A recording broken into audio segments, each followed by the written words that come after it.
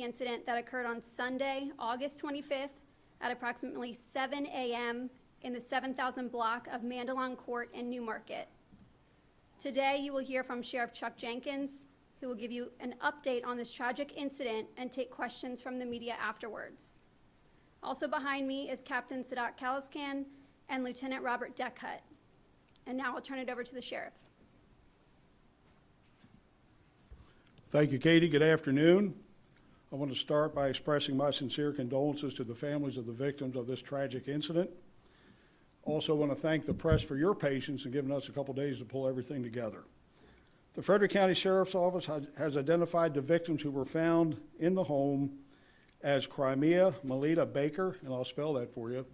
First name Crimea, last name Baker, common spelling, 33 of Newmarket. The other male victim was Sean Antoine Lang, first name spelling S-E-A-N, last name spelling L-A-N-G-E, age 34 of Arlington, Virginia. There were also 4 children found unharmed in the home. When deputies arrived that morning, we will not be releasing their names or identities. So on Sunday morning at 7 a.m., deputies responded to a call for a shooting at the home on Mandalon Court. When they arrived, they found Crimea Baker and Sean Lang, deceased, shot to death in the bed. Preliminary investigation indicates that the shooting occurred about 1:30 a.m. So right now, the detectives believe the victims were living together at the time of the shooting. Baker is the mother of all 4 children found inside the home. Mr. Lang is the father of one of the children. Our detectives are now investigating this as a double murder. At this time, there is no indication that this was a random killing, and we don't believe there's any threat to the community at large. This was clearly a rage killing by an angry, enraged person. There were 42 rounds fired at or into the victims at close range. 42 .40 caliber shell casings were recovered in the bedroom. We're in the early stages of the investigation. This was really a heinous, targeted double murder, a crime of rage and anger.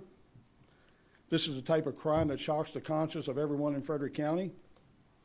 There's absolutely no reason, and let me repeat, absolutely no reason to believe that there's any further risk to the public or any threat to the public at large. And I want to assure the public today that we're doing everything we can. We have every available investigator, every agency resource we're going to put into this until the person or persons responsible are identified, arrested, and brought to justice. So I'll now take a few questions. Do you believe the suspect was known to the victims? Based on what we know now, I would say yes, most likely, yes. Any leads or description on who that person might be, man, woman? No, not at this point. We have not developed any suspects. Sheriff, is there any chance that this could have been a murder-suicide situation? Absolutely not. This was absolutely a double homicide, a rage killing, and again, remember what I said, 42 shots fired at or into both individuals. How are the children doing? You know, obviously, I can't imagine what's going through their minds. One of the children discovered his mother and the gentleman in the bed dead at the time, so I can only say that their life is just destroyed. It's upside down right now. Did one of them call police? I'm not going to get into the details of the 911 call because that's really relevant close into the investigation. I don't want to disclose anything that could jeopardize it. Age range for the kids at all? No, I won't give the age. Well, let me say this, 13 and under, age 13 and under. I will go that far. Sheriff, can you talk to us about the gap between, obviously, this happened 1:30, your department responds, later on till 7 o'clock. Why was that delay in that time? The best we can put together right now, again, based on the conversations with the children, it happened about 1:30 in the morning, and we believe, based on what the children told us, that they hid in the house until morning, until they felt safe to try to figure out what had happened. Wow. Was there any indication of a break-in in the house? I'm not going to comment to that. Obviously, the neighborhood, the county's on edge right now. I know you already said there's no threat. Is there anything substantial you can add to say, hey, this is why it is safe, that you don't need to worry? Because every neighbor we talk to is extremely worried. I know they are, and I understand that. Certainly, they have a right to be. But I will tell you, again, based on the type of killing this was, a rage, crime of passion killing, would lead you to believe, and I won't affirm this, but would lead you to believe that they were known to the killer and they were targeted. And I'll just leave it go at that. Sheriff, there's a school that's like maybe a 20-second ride from the house. Is there any increased presence at that school today? No increased presence. Our SRO that's assigned to that area, I'm sure, has paid a visit to the school, and I know that mental health people probably are working with the children. Can you go over the weapons?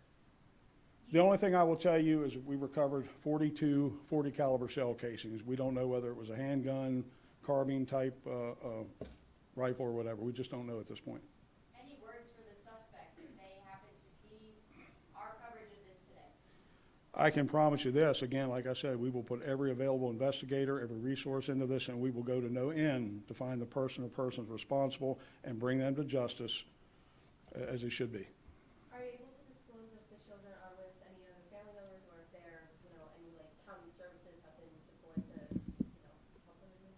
I know that the social services, the Child Advocacy Center is involved. They were involved in the interviews of the children, so I'm sure they're keeping close in touch with the families and the kids.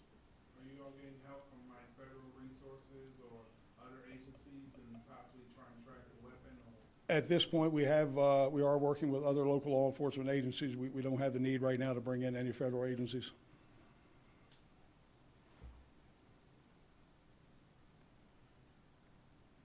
Any other questions?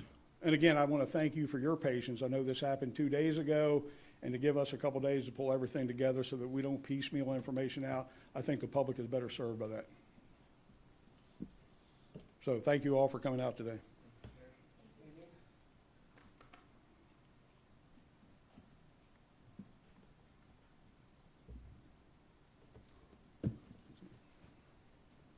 That concludes our press conference. Any additional information will be sent out to you in a press release.